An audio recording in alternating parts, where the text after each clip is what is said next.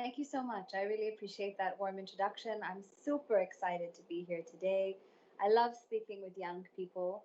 Um, I remember all too well what it's like to be thinking about your career, your future, your life, and thinking about what it holds in store for you and how you can prepare for the next phase of your life.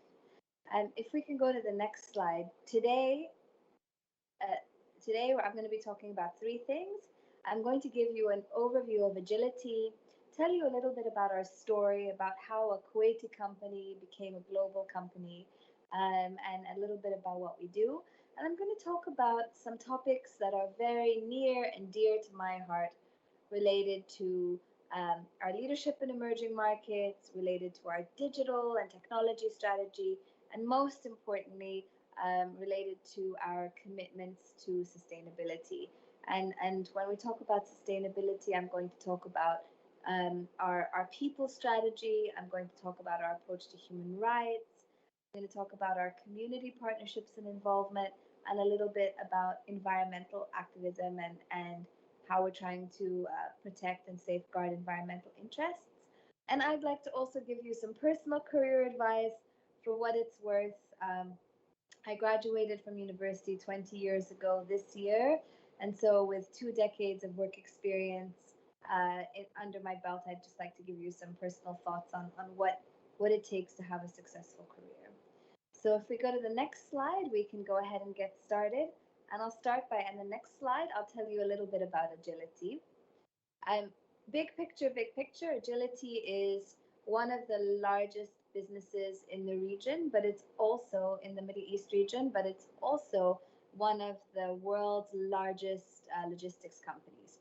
So, although our corporate headquarters is in Kuwait, we actually do have offices in over 100 countries around the world. We have more than 26,000 employees around the world, revenues of over $5 billion, and about 60,000 business customers, because we're a business to business company. We work with businesses in around the world. So we can go to the next slide. So we have several different lines of business. We have our logistics business. We have our warehousing business, where we rent warehousing space out. We have a number of companies that we own in other areas related to airport services. We're building a mega mall in Abu Dhabi. We have a customs digitization business and more. And we also have a digital logistics platform. So in the last presentation, you were listening to the CEO from Flowered talk about e-commerce. Well, Shipa is the logistics side of e-commerce. It's how it allows small businesses and individuals to move things online by booking everything online, move shipments online. If we can go to the next slide. So, something that I thought you might be interested in is the story of how Agility became a global company. So when I joined Agility 15 years ago. I had just finished graduate school in the UK, and I came back to Kuwait and I joined Agility, and Agility had just become a global business. And it had become a global business because it bought and acquired 40 different companies around the world. And it sort of has been integrated that business and became a global company. And over time, the business has further expanded beyond the 40 businesses that we bought. For example, we have been building and investing aggressively in growing our Africa footprint. I don't know, many of you might not know that, but we have opened new facilities in countries like Cote d'Ivoire and Mozambique and Ghana and so on. And that's a continuously growing part of the business, our Africa investments, in addition to the investments in the Middle East. If we can go to the next slide. And then another thing that the company is really invested in is being the digital leader for the supply chain industry. So, we truly believe that digital, and we believed this before COVID-19, digital is reshaping the world. And digital in COVID-19 has only accelerated. If you look at research from McKinsey and Company, it says that most companies on average have accelerated their digital agenda by 3 to 4 years because of COVID-19. And Accenture says that actually the gap between those that are digitally enabled, the digital leaders, there was already a gap between those that were digital leaders and those that were behind in digital. And pre-COVID-19, the difference was 2x. The digital leaders were twice as advanced as those that were not so advanced. Now, during COVID-19, the digital leaders have they've moved forward even faster, and the gap is now 5x. So the digital leaders are 5 times more advanced than those that are behind in the digital space. And Agility has always said that it was, really important to the company from a strategic perspective to be a digital leader for the supply chain industry. And for us, that means business transformation within our core business. So digitizing and automating within the business that we're in. It means engaging in partnerships with our customers around and using technology to enable those partnerships. And the best example I can give you is that Agility is moving COVID-19 vaccines around the world. COVID-19 vaccines, as most of you know, have very tough temperature requirements. They require cold chain, they require cold storage. And if the vaccines are moved and the temperature changes and it becomes warm, the vaccines can be ruined. So for example, when we work with big pharmaceutical companies, we're using Internet of Things technologies to actually make sure that the vaccines are moved in a way that have sensors on them that allow you to track in real time not only where the vaccines are as they're moving from country to country, but also to make sure that the temperature is actually maintained, temperature integrity is maintained, so that the vaccine is also, the integrity of the vaccine is maintained. So all of this is enabled by digital, and we've moved more than 9 million vaccine doses around the world, and all of this is enabled by digital and technology. We also have a ventures arm, a venture capital arm that invests in startups, and we've invested in a number of startups from the region and from beyond the region, related to environmental technologies, related to supply chain economy technologies, related to e-commerce technologies, and more. And then we've built our own digital offering. As I told you, we have the digital logistics platform, Shippa, that reaches small businesses and consumers around the world. If we can go to the next slide. So digital, a core part of how we think. And the other thing is a really core part of how we think is our investments in ESG. So in the idea of environmentally and socially responsible technologies and businesses. So Agility over the last 5 years has actually invested almost $100 million in ESG technologies related to solar and renewables, related to sustainable transport, and related to other areas, creating new companies and new investment vehicles to invest further in this space. Can we go to the next slide? And our sustainability commitment is very real. And I'm going to talk a little bit more about our sustainability commitment. So, you heard in the introduction that we've reached more than 1.8 million people around the world since we started the program 15 years ago. And I had the privilege to help start the program in Agility when I first came to the company 15 years ago. We have a very strong human rights programs that focuses on labor rights for our workers. Many of our workers are migrant workers from South Asia that come mostly to the Middle East, but not only in the Middle East, we also have a number of workers in Asia as well. And we have a whole human rights program to make sure that people, that people's rights are protected, that they're aware of their rights, and that we meet fair labor standards, global fair labor standards around our workforce. And obviously, the other big area is green supply chain. So if you think about the logistics and transportation industry, this is a polluting industry. We move goods by truck, we move goods by air, we move goods by ships, and that includes, that creates a lot of pollution. So we also have a program where we think about how we reduce our carbon emissions by working with our suppliers, by working with our customers, and by investing in renewable energy projects in our own operations to actually bring down our carbon footprint. And I'm really proud of the fact that there's an agency called EcoVadis, which does global ratings of tens of thousands of companies, and Agility has actually been rated in the top 4% of our supply chain industry for social and environmental performance. So we're really, really proud and really happy about that. We can go to the next slide, and the one after that actually. I'm going to talk to you a little bit more about our sustainability strategy. So we support certain sustainable development goals as set by the United Nations, and we have three key public commitments. The first is on the environment, that we're going to see a 25% reduction in our carbon emissions by 2025 over a 2016 baseline. So over the course of a decade, we're going to get our emissions down by 25%.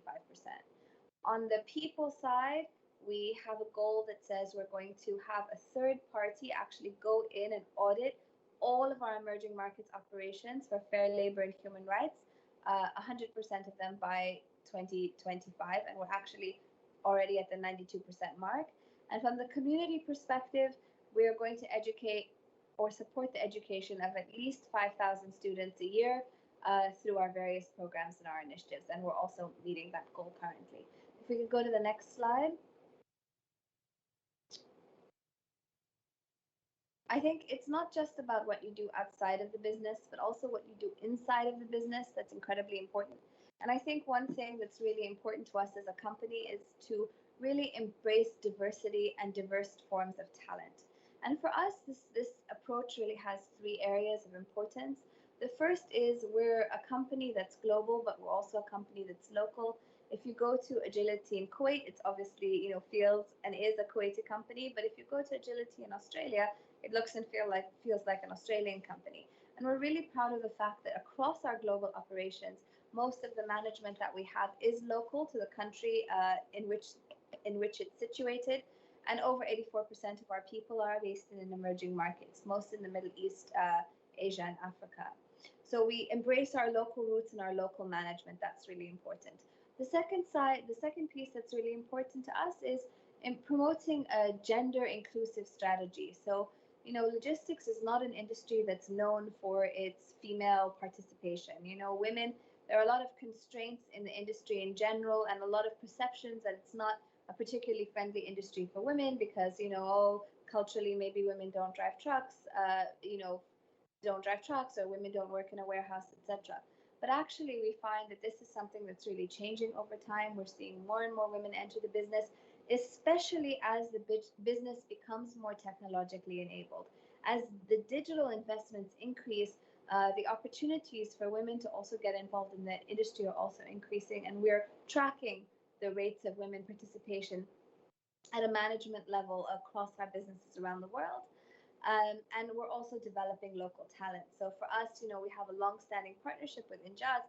It's been more than 10 years now that we've been working with Injaz, and this is something that we really encourage. We encourage the focus and investment on young people, on entrepreneurism, both within our own business on this skills training and in partnership with NGOs and other civil society organizations, because we feel that this is a really critical issue in our home markets.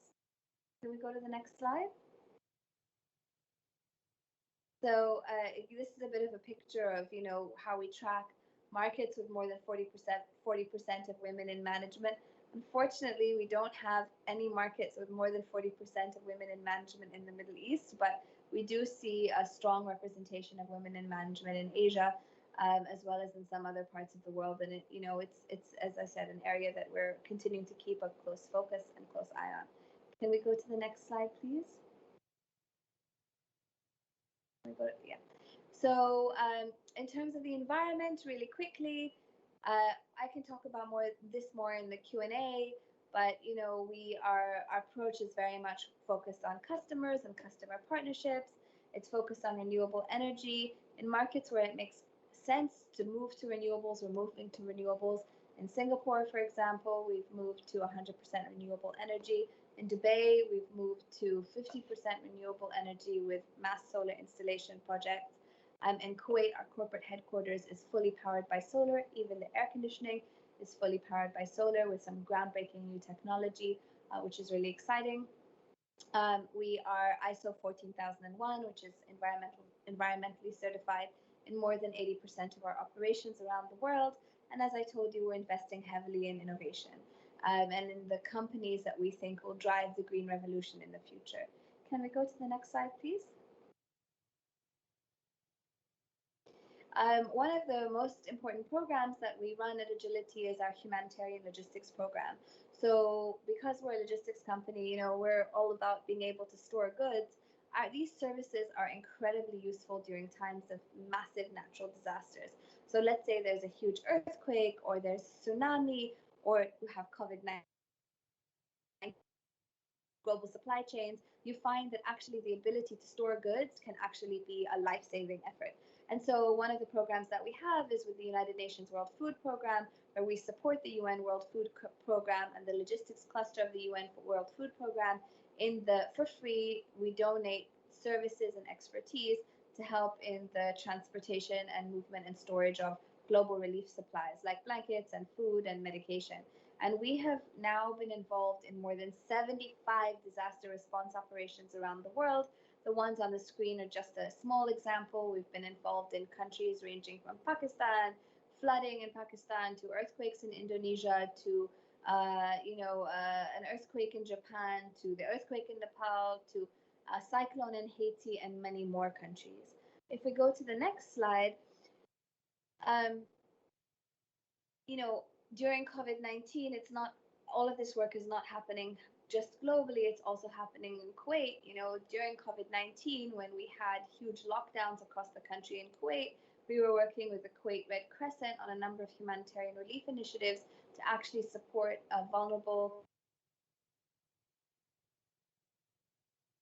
We were donating trucking services to actually help the Kuwaiti government move food and meals into these lockdown areas so that people could eat during the lockdown. And we were reaching thousands of families with those services and more. Can we go to the next one? Next slide. We have, I've told you that we have a strong focus on education, youth and entrepreneurship, and digital education. We support school programs and youth and entrepreneurship programs around the world. In Kuwait, we work with Injaz, we work with Layak, we work with the Kuwait Handicap Society. But we also have a training academy in Ghana that's training young people in vocational training. We run a night school in India with vocational training for secondary school students who want to go into the logistics industry and more. We support a refugee program in Malaysia that supports more than 12,000 refugees. We have a youth center in Brazil that we support, that we've built computer labs for, and we also fund schools in Bangladesh, in Pakistan, and more. Can we go to the next slide, please? And we talked about this one, so we can go to the next one. And we also fund digital education programs. We've been partnering with an NGO called Aflatun, that is a global NGO that is creating curriculum in Arabic and English and French for young people around financial skills and financial skills and life skills training. That is really designed to be delivered both in a classroom and also online, because of the current COVID-19 situation, that we hope will really help us extend the reach of these services. Can we go to the next slide, please? So, in a nutshell, what makes Agility different? It's our emerging markets capabilities, it's our digital footprint, it's our customer-centric culture, and it's really our focus on sustainability. So that's Agility, and that's the logistics business, and these are some of the issues that we're thinking about and talking about. And if you'll permit me, I'll just give you some personal thoughts on and career advice. Do you mind going to the next slide, please? So here's my take on going into the workforce. If I reflect back on the last 20 years of my own experience, if we can go to the next slide. The first thing I'll tell you is that life is not a straight line. It's not A to B to C to D. When life is happening, and when your career when career changes happen to you, it looks like little dots on a piece of paper. It's not a straight line, it's lots of little dots. It's only in retrospect, or when you look back at your past, do you see the connections between things. For me, I went to school, I went to university at Stanford. I studied international development at the London School of Economics. And I started my career in international development. I was doing microfinance work in India and in Egypt. And that allowed me to actually, when I first started working with Agility, to start, Tariq Sultan's vision was very much to create a strong corporate social responsibility program and to really give back. So, I was able to help get involved in that effort and shape that effort because of that background, doing the microfinance work in India and Egypt. And because I was doing the CSR and sustainability work, over time, communication is a very important part of that effort, and sort of management communication, a very important part of that effort. The marketing and communication role in Agility became available to me. And so I did that and led that. And then over time, as the company invested in more digital, I've been more heavily involved in the company's digital strategy, not personally leading it, but, being participating in it in various ways from more of a marketing perspective.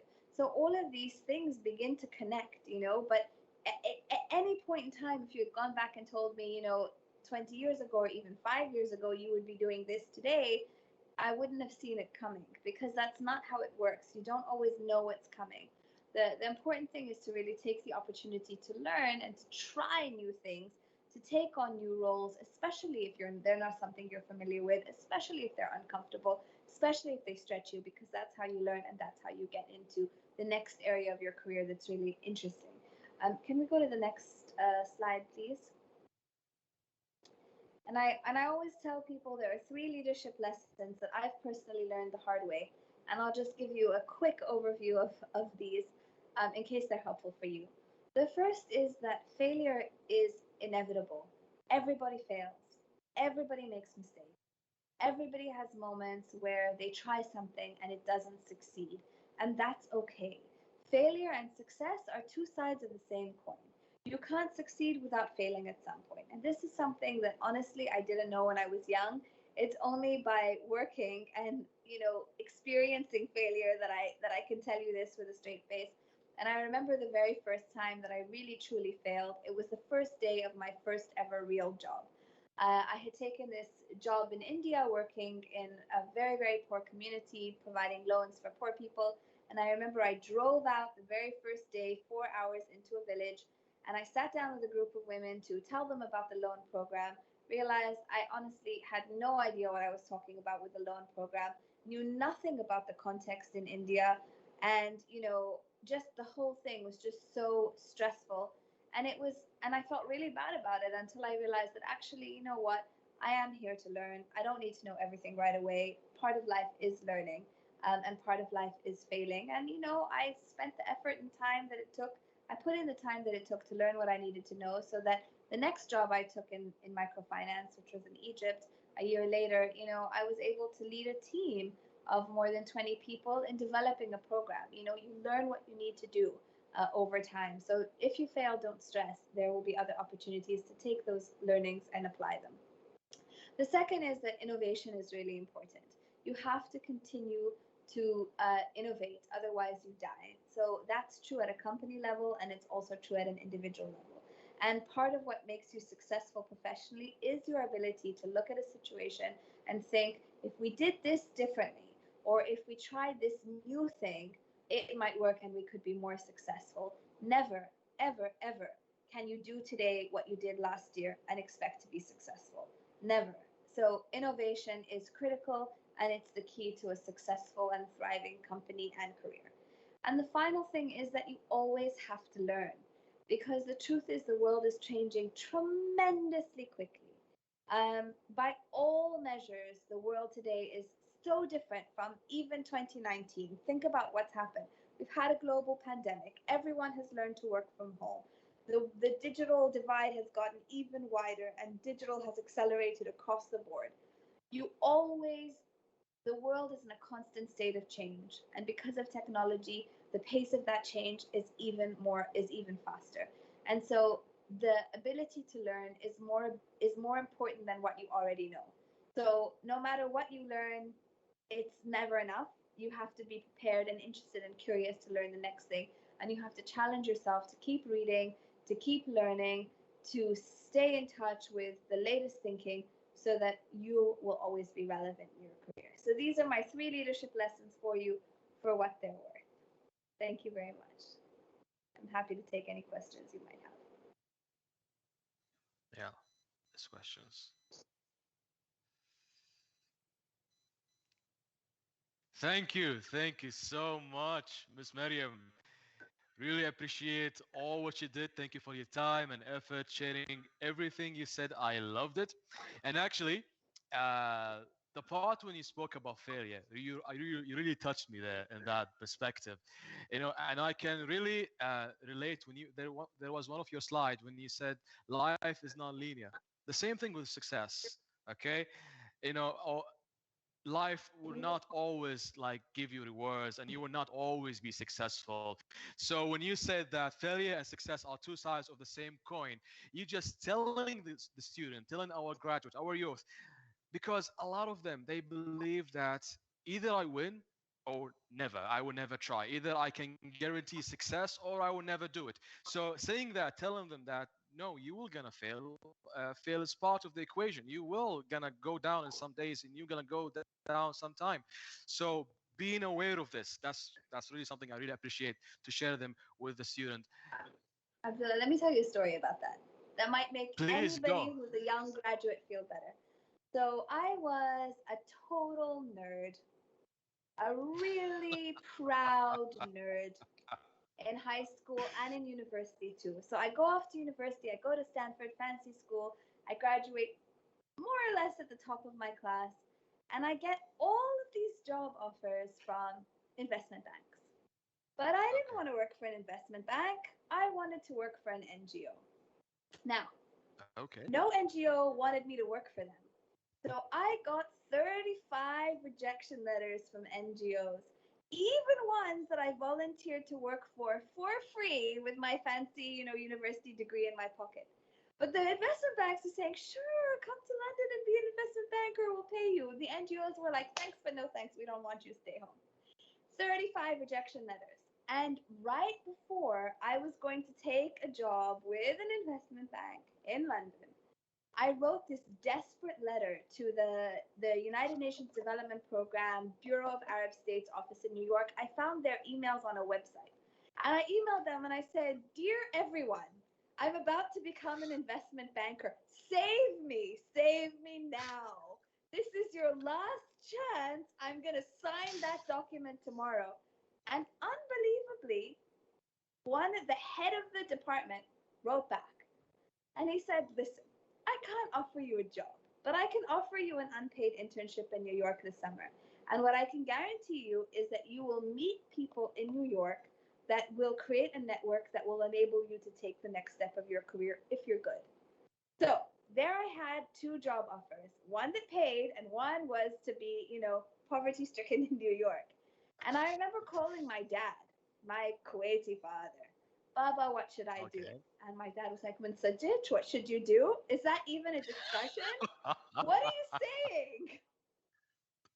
And I thought, well, I think I'm going to disappoint you, Dad. And I took the job in New York. And sure enough, in New York, I met the people who got me who gave me the opportunity in India. And when I met in India, I met the people who got me the opportunity in Egypt. And then after Egypt, I went to graduate school in the UK and then came back to Kuwait. And none of that was inevitable. None of that was obvious. It was not clear that any of it was going to work out, right? Life sort of happens. So don't worry Okay. about it too much. Yes. Okay. I have, I think, a few questions. So, uh, one here from Fatma. As a fresh graduate, it's really hard to find a job I have passion for. What was the moment you realized you had passion for your job and wanted to grow your career? Yeah, that's a really great question. I'll tell you what I think. I think you can have passion for any job, but you have to look for what gives it meaning.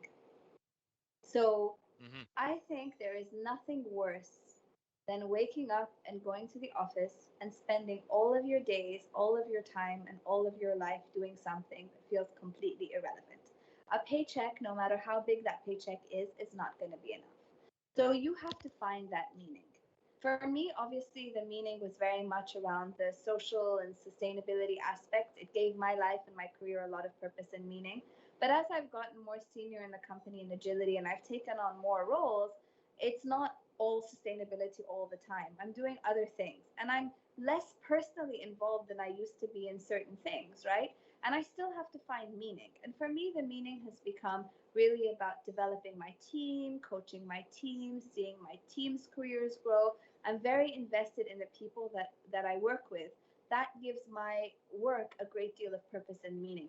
So, Fatima, my advice to you is you can always find meaning and purpose, but that's what you should be thinking about. You don't have to love every aspect of your job. It doesn't have to be the perfect job because there is no such thing as the perfect job, but it has to have purpose. And that's what you should be looking for. And you can always find that. You can always find that. Great. Thank you so much.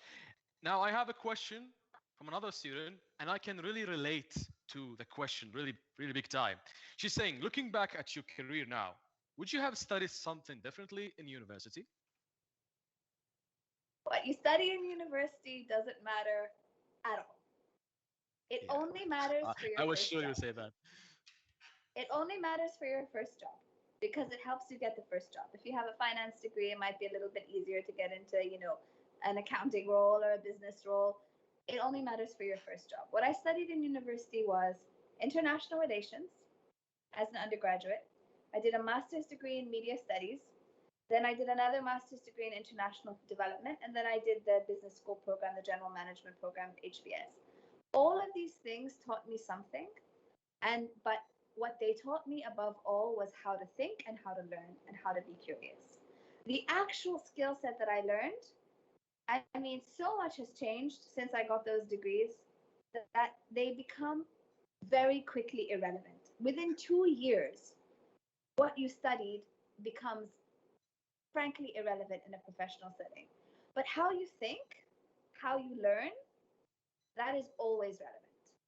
And you can always do that irrespective of what you studied.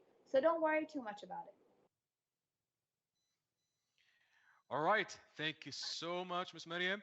And any last word you want to say and share with the students now? Yes, I want to say that you guys are entering a really difficult world. I really feel for you. I feel for you. We've been working remotely for a year now, and it's difficult for us, you know.